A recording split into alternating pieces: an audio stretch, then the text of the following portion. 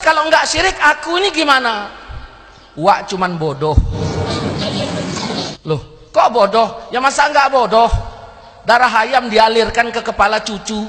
Ya enggak syirik, tapi bodoh. Cuman wak tenang dulu. Bodoh-bodoh lah, yang penting cucu sembuh. Ya kan? Clear masalahnya. Cuman sedangkan yang nuduh syirik, kata Nabi, apabila tidak terbukti, syirik itu kembali kepada dirinya. Jadi syirik ini bukan hanya menyekutukan Allah, bukan hanya menyekutukan Allah. Ada yang tidak menyekutukan tapi nuduh orang syirik tidak terbukti, syirik itu kembali kepada dirinya. Itu jelas ada hadisnya. Jadi Wahabi ini tauhidnya rububiyah, meyakini yang mengatur alam ini Allah. Nah, tanya sama Abu Jahal. Abu Jahal, kau yakin nggak yang mengatur alam ini Allah? Ya yakinlah, yakin kau? Iya. Ya udah, berarti Abu Jahal telah bertauhid rububiyah. Nah, terus saya tanya Wak Leman di Luk Semawe. Assalamualaikum Poya. Waalaikumsalam. Sehat Poya? Sehat. Poya kiban le Mbak Dro nih. Yakin puhana Dro nih yang mengatur alam ini adalah Allah? Ya yakin. Berarti Poyanya dengan Abu Jahal sama-sama bertauhid rububiyah. Sama. Nah, maka lewat rububiyah Wahabi mentauhidkan Abu Jahal. Dah. Terus ada tauhid yang kedua, naik tingkatannya, uluhiyah. Nah, menunggalkan Allah dalam ibadah.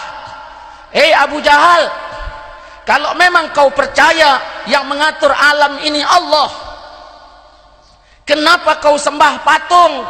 Oh, kamu nyembah patung maksudnya nyembah Allah. Oh, berarti kau tak bertauhid tak bertauhid uluhiyah. Terus tanyanya lagi Poya yang di Luk Semawe tadi. Poya kemarin dari mana? Oh, dari makam Syekh Mudawali di Aceh Selatan. Ngapain? Ziarah kubur, tawasul dan sebagainya. Oh, berarti Anda tidak beruluhiyah, tidak menunggalkan Allah dalam beribadah. Karena bagi Wahabi tidak ada takzim. Setiap takzim menjadi ta'bud. Asal hormat menjadi Tuhan. Asal hormat menjadi sembah. Makanya mereka sampai mengharamkan cium tangan kepada guru, cium tangan kepada orang tua. Makanya dipeleset, kalau salaman cium tangannya taruh samping. Setan. Nah, kalau memang benar aturan tauhid seperti ini, saya ulangi, kalau memang benar aturan tauhid seperti ini, berarti proses masuk Islam tidak lagi dari pintu dua kalimat syahadat. Kalau Abu Jahal sah tauhid rububiyahnya, berarti kalau Abu Jahal sholat sudah sah uluhiyahnya. Berarti tanpa proses dua kalimat syahadat sudah sah Islam. Gila ini. Saudara-saudaraku seiman seakidah yang dirahmati Allah Subhanahu wa taala. Saya terserahlah cerita saya ini mau dipublikkan. Di Pekanbaru di Alian Handayani, di depan wali kota Pekanbaru itu saya bilang sesat. Saya nggak ada cerita, bukan di kelompok kecil, kelompok besar, sama saja. 2 tambah 2 pasti 4 jawabannya, nggak ada 4 lebih dikit. Saudara-saudaraku seiman seakidah yang dirahmati Allah Subhanahu wa taala. Jadi inilah ini mereka tidak ada membedakan takzim dengan ta'bud, tidak ada. Lalu bagaimana? Lewat tauhid uluhiyah dia mengkafirkan umat Islam yang ziarah kubur, yang tawasul kepada wali, karena tidak lagi menunggalkan Allah dalam ibadah. Makanya dalam kitab Kaifa Nafhamut Tauhid halaman 16 di sana dinyatakan iman Abu Jahal dan Abu Lahab lebih hebat pada rububiyah ketimbang iman orang yang mewiridkan zikir la ilaha illallah, la ilaha illallah, la ilaha illallah. bagaimana mau damai Pak? Mungkin kita kalau dicaci diri kita, kita marah ya kan? Ayah kita dicaci, kita marah. Tapi kalau agama dicaci, kita nggak marah. Orang semayang pun jarang. Macam mana dia mau membela agamanya? Saya berkata begini karena Wahabi mengkafir-kafirkan. Saya berkata begini karena Wahabi menyesat-nyesatkan. Coba seluruh Wahabi tarik cakapnya, minta maaf, tidak mau mengatakan sesat kepada kaum mayoritas. Saya pun tidak akan begini. Saudara-saudaraku seiman seakidah yang dirahmati Allah Subhanahu wa taala. Ini terus dia meyakini Allah Subhanahu wa taala itu duduk di arsy. Duduk di arsy. Nah, ayatnya ada. Makanya ma'rifat itu kan ada definisinya, al-jazmul mutabiqu an dalilin. Sebuah jazam muafakat dengan benar serta ada dalil. Baru enak ma'rifat ini. Bukan ma'rifat dukun, pejamkan mata nampak, itu ma'rifat setan. Pertama dia yakin benar, ada dalil. Ada dalil belum tentu benar. Datang atuk bilang, kau jangan semayang kau, rupanya ada ayatnya, fawailul lil musallin, celaka orang semayang itu. Dalil. Tapi kan tidak begitu caranya. Kita tanya orang Wahabi, nah, aina Allah? Allah di mana? Oh, Allah di arsy. Dari mana kau tahu Allah di arsy? Al-Quran lah bang yang bilang. Mana ayatnya? Abang buka lah surat Taha ayat 5. Ar-Rahman 'alal arsy istawa. Tuhan yang maha pemurah di atas arsy istawa. Apa itu? Ya duduk. Oh, abang nggak percaya sama ayat ini? Sama ayat aku percaya, sama otakmu aku enggak. Berarti abang nggak percaya sama ayat? Enggak, aku percaya dengan ayat. Cuman apakah begitu cara pemahamannya? Ya kita apa yang disebut ayat, ya mesti mengimani seperti yang disebut ayat. Oh gitu ya? Iya. Kalau begitu bagaimana kalau Tuhanku bilang di Palestina? Ada loh ayatnya. Buka surat Safat ayat 99. Inni zahibun ila rabbi sayahdin. Ibrahim berkata, aku pergi menjumpai Tuhanku. Kemana Ibrahim pergi? Ke Palestina. Berarti Tuhan di Palestina. Aduh, jangan aduh-aduh. Berarti Tuhan di Palestina. Begini Ustaz, ada wanita yang ditanya Nabi, Ainallah. Wanita itu, budak itu berkata, fis sama, di langit. Lalu Nabi bertanya, aku siapa? Kata wanita itu, engkau Rasulullah. Terus Nabi berkata, merdekakan dia karena dia wanita yang mukmin. Berarti Nabi mengesahkan jawaban perempuan itu, Allah di langit. Oh gitu ya? Iya. Berarti yang benar mana? Ya iya di langit. Nah sekarang kutanya, di langit apa di arsy? Tadi di awal di arsy. Kan begitu. Ini di langit apa di arsy? Sama aja enggak.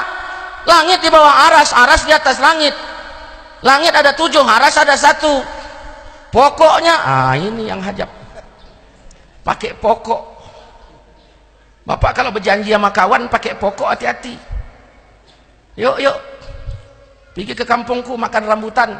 Apa ada? Pokoknya adalah. Hati-hati. Iya, rambutannya nggak ada, pokoknya ada. Tidak. Kalau begitu bagaimana dengan hadis yang ini?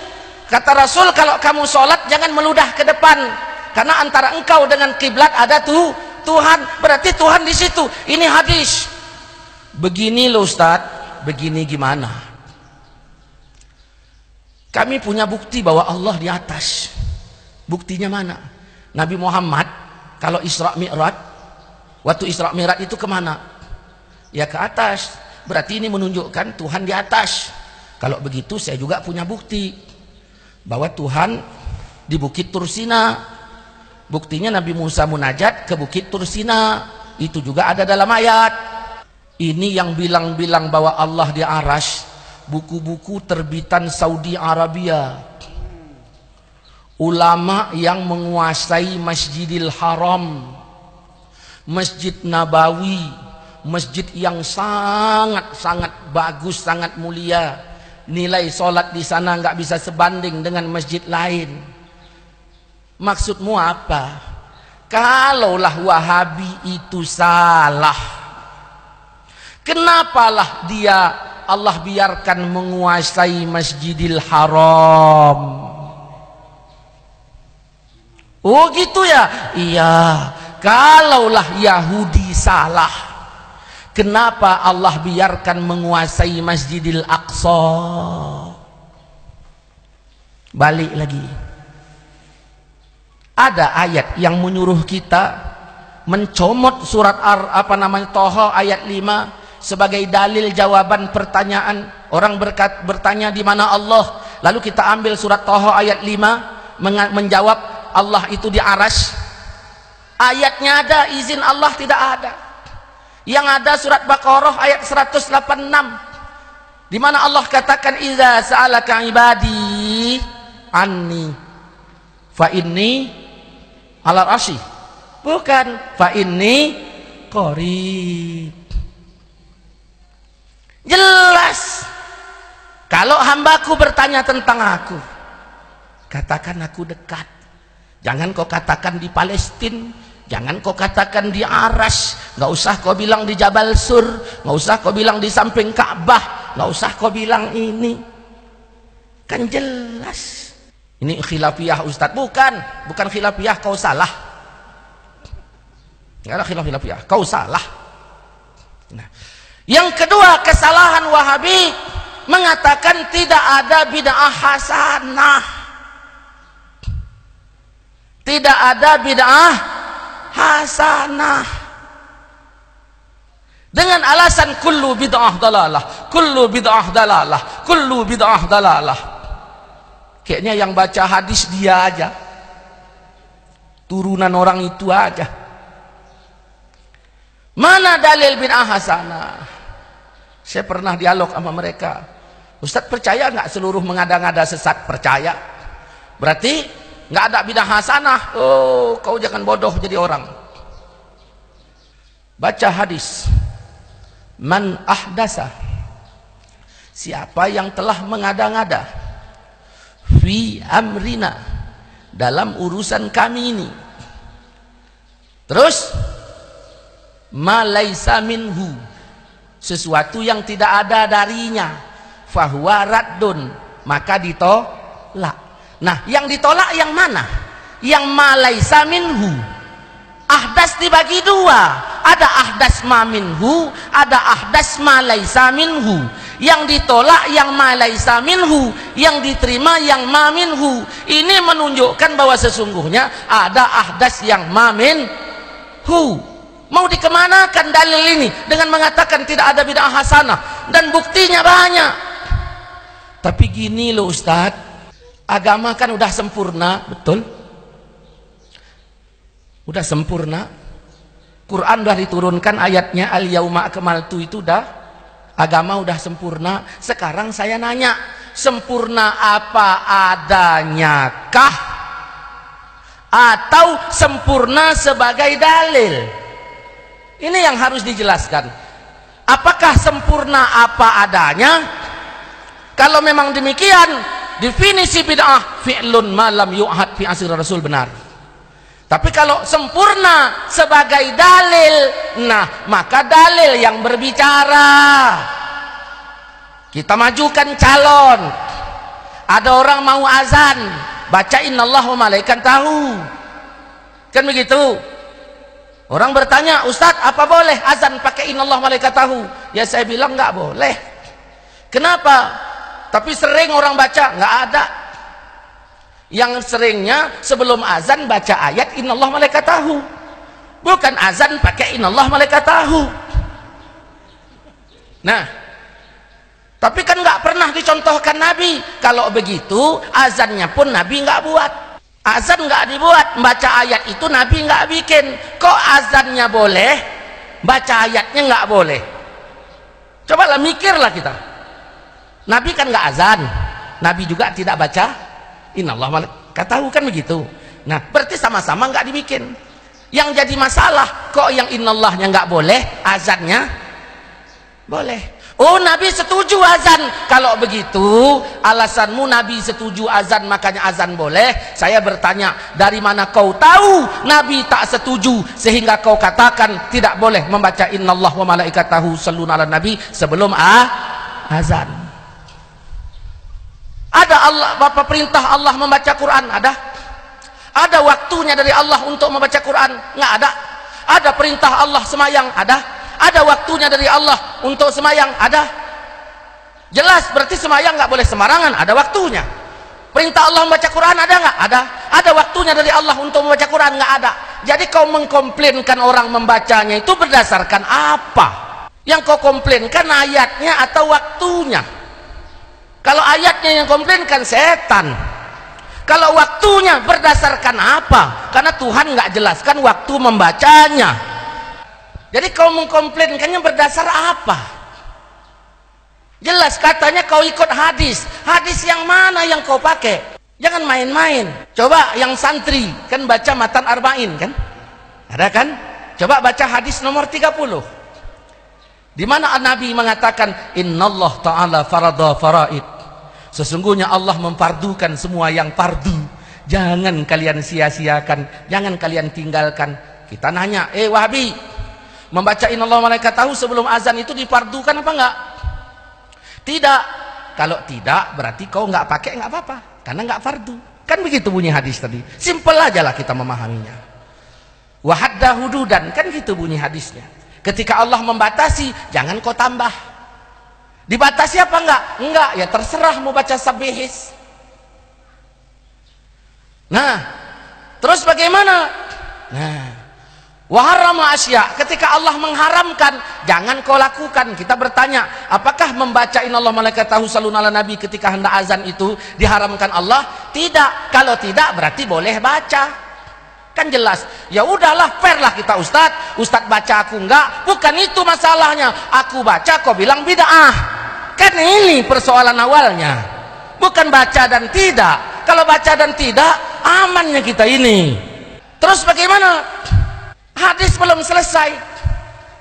Wasakataan asya, ketika Allah diam, ya, rahmatallah kum, kan gitu bunyi hadisnya. Ketika Allah diam, rahmat untuk kalian. Ghairi nisyan, bukan Allah lupa. Fala tabhasu anha, jangan kau korek-korek lagi.